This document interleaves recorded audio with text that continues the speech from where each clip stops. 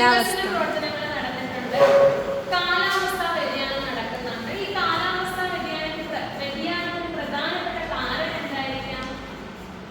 നമ്മുടെ പരിസ്ഥിതിയിൽ ഒരുപാട് മലിനീകരണ പ്രവർത്തനങ്ങൾ നടക്കുന്നുണ്ടല്ലേ. അപ്പൊ മലിനീകരണം എന്നാൽ എന്താണ്?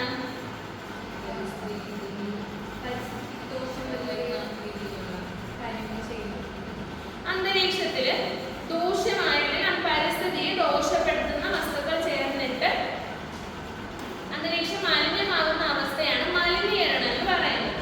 അപ്പൊ നമ്മൾ ഇന്ന് പഠിക്കാൻ പോകുന്നത് വിവിധ തരം മലിനീകരണങ്ങൾ എന്ന ആശയത്തെ പറ്റിയിട്ടാണ്. എന്താണ് ഈ വിവിധ തരം മലിനീകരണങ്ങൾ വരുന്നത്?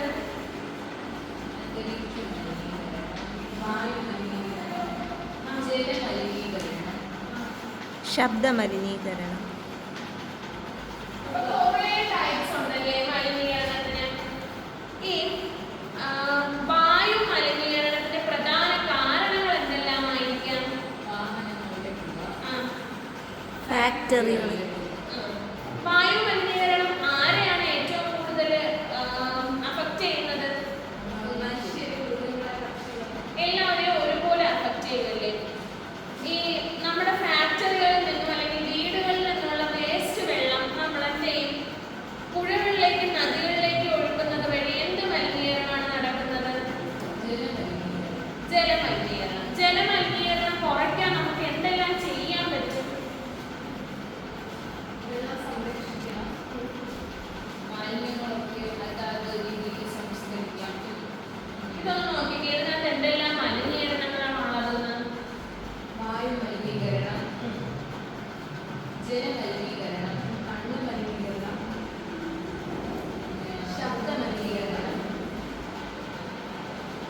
റേഡിയോ ആക്റ്റീവ് മലിനീകരണം തുടങ്ങിയവയൊക്കെയാണ് പ്രധാന മലിനീകരണങ്ങൾ എന്ന് പറയുന്നത്.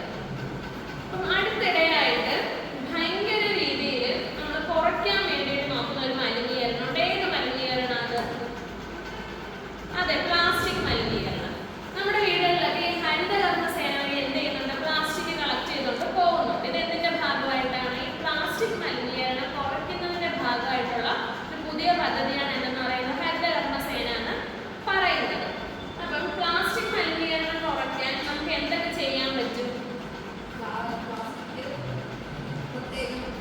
ശേഖരിച്ച് വെച്ച് സാധനങ്ങളൊക്കെ വാങ്ങുന്നത് തുണി സഞ്ചി പോലുള്ള വേറെ എന്തൊക്കെയാണ്?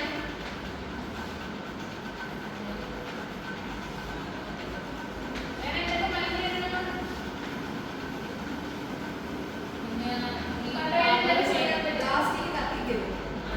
കടയിൽ നിന്നൊക്കെ സാധനം റെഡ്യൂസ്, റീയൂസ്, റീസൈക്കിൾ എന്ന് പറയുന്ന ആ ഒരു കോട്ട് ഉപയോഗിച്ച് നമുക്ക് എന്ത് ചെയ്യാൻ പറ്റും? പ്ലാസ്റ്റിക്കിന്റെ ഉപയോഗം കുറയ്ക്കാനായിട്ട് പറ്റും. റീസൈക്ലിംഗ് വഴിയൊക്കെയുള്ള പ്ലാസ്റ്റിക് ഉപയോഗിച്ച് കഴിഞ്ഞാൽ പ്ലാസ്റ്റിക്കിന്റെ ഉപയോഗം എന്ത് ചെയ്യാൻ പറ്റും? കുറയ്ക്കാൻ വേണ്ടി പറ്റും. ഈ ഫാക്ടറികളിൽ നിന്നുള്ള വെള്ളവും മറ്റും അല്ലെങ്കിൽ വീടിൽ നിന്നുള്ള വെള്ളവും മറ്റും നമ്മൾ എന്ത് ചെയ്യാറുണ്ട്? പുഴകളിലേക്കും മറ്റും എന്ത് ചെയ്യാറുണ്ട്? ഒഴുക്കാറുണ്ട്. അതുവഴി ഉണ്ടാകുന്ന മലിനീകരണം ഏതാണ്? ജലമലിനീകരണം. ജലമലിനീകരണം മനുഷ്യനെ മാത്രമാണോ ബാധിക്കുന്നത്?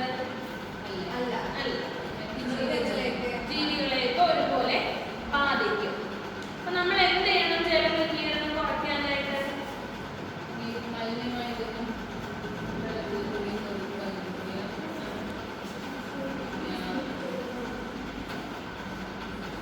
വാഹനങ്ങളിൽ നിന്നുള്ള ശബ്ദം അല്ലെങ്കിൽ ഭയങ്കര ഹോൺ, ഇതൊക്കെ എന്ത് മലിനീകരണത്തിനാണ് കാരണമാവുന്നത്?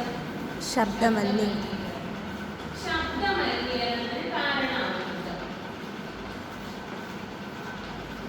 അപ്പൊ ശബ്ദ മലിനീകരണം